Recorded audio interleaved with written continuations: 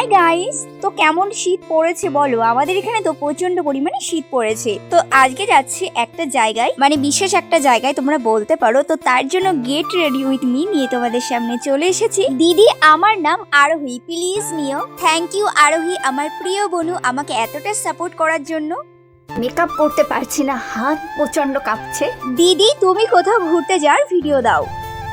So আমার makeup কিন্তু পুরোপুরিভাবে ডান হয়ে গেছে।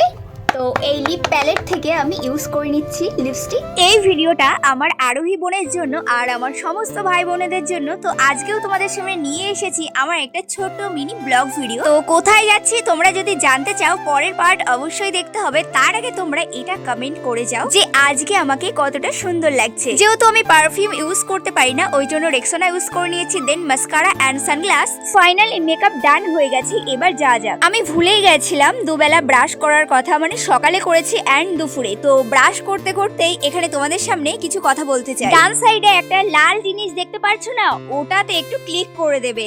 টাটা।